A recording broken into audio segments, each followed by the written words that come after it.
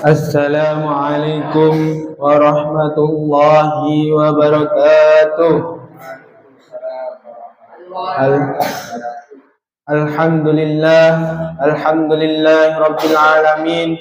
Wa bihi nasta'inu ala umurid dunya waddin. Wassalatu wassalamu ala ashrafil anbiya'i wal mursalin. Sayyidina wa maulana Muhammadin wa ala alihi wa sahbihi ajma'in. Amma ba'du.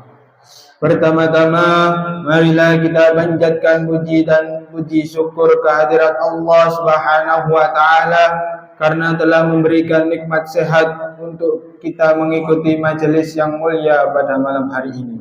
Tidak lupa salawat serta salam semoga senantiasa tercurahkan kepada junjungan Nabi besar Nabi Muhammad sallallahu alaihi wasallam. Kepada yang terhormat Abah Imam Sadruddin selaku pengasuh Pondok Pesantren Rodotul Ulum Ribat Al-Burhani dan teman-teman yang saya cintai dan saya banggakan. Pada malam yang mulia ini saya akan menyampaikan kultum yang bertemakan Toharo. Toharo memiliki arti bersuci. Toharo menurut hukum syara ialah suci dari hadas dan najis. Suci dari hadas ialah yang berlaku pada badan dengan mengerjakan wudu, mandi dan tayamum. Sedangkan suci dari najis ialah menghilangkan najis yang ada di badan, tempat dan pakaian. Allah telah berfirman dalam surat Al-Anfal ayat 11. Bismillahirrahmanirrahim. Fayunazzilu 'alaikum minas samaa'i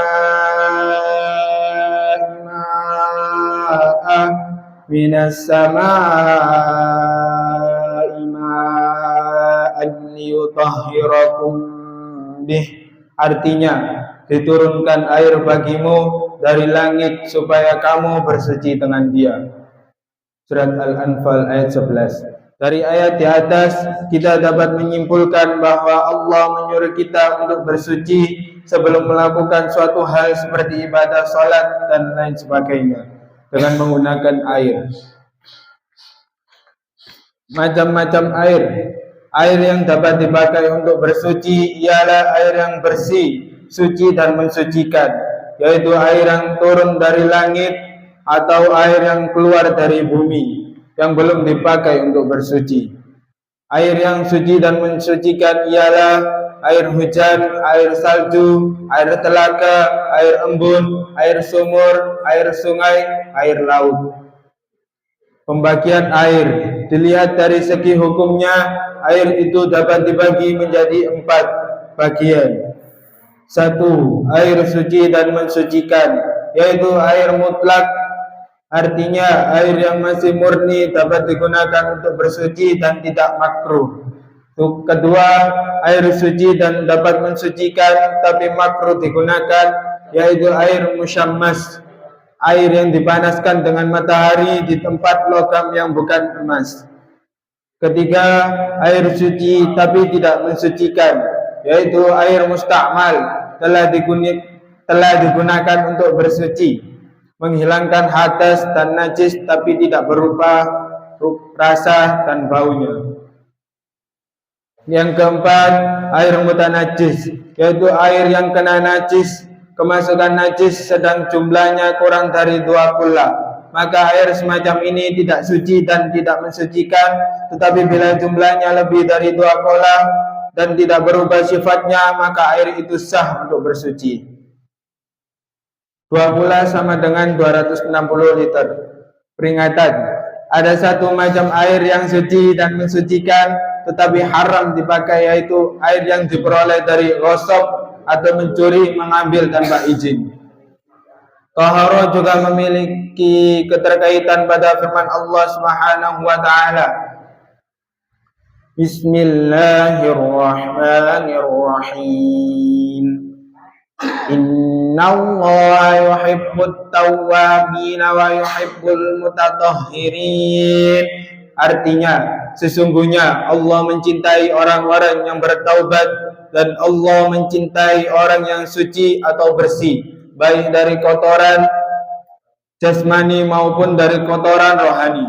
Surat Al-Baqarah ayat 222. Tata cara bersuci juga banyak macamnya, dan tata cara tersebut ada yang untuk hadas kecil dan ada pula untuk hadas besar.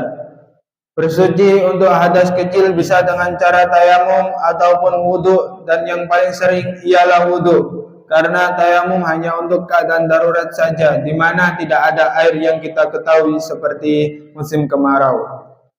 Dalam surat Al-Maidah ayat 6 dijelaskan, Bismillahirrahmanirrahim. Ya ayyuhalladzina amanu idza kuntum ila sholati faghsilu wujuhakum wa aydiyakum ilal marafiqi wamsahu biru'usikum wa arjulakum ilal ka'bayn. Fa in kuntum junuban fattahharu wa in kuntum marada aw ala safarin aw jaa ahadun minkum minal ghaiti aw lamastumun nisaa falam tajidu ma'an fatayammamu sa'idan tayyiban famsahu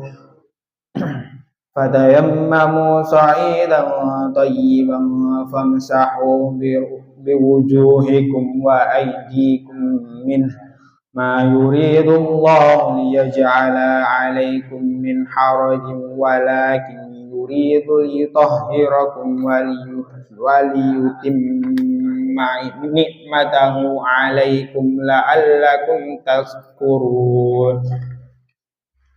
Artinya, wahai orang-orang yang beriman, apabila kamu hendak melaksanakan sholat, maka basuhlah wajahmu dan tanganmu sampai ke siku, dan sapulah kepalamu, dan basuh kedua kakimu sampai kedua mata kaki.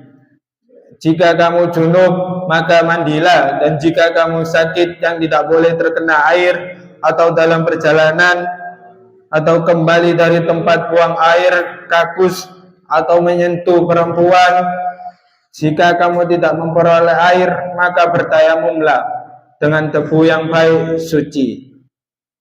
Usaplah wajahmu dan tanganmu dengan tebu itu. Allah tidak ingin menyulitkan kamu, tetapi Dia hendak membersihkan kamu dan menyempurnakan nikmat-Nya bagimu agar kamu bersyukur. Sebagai penutup,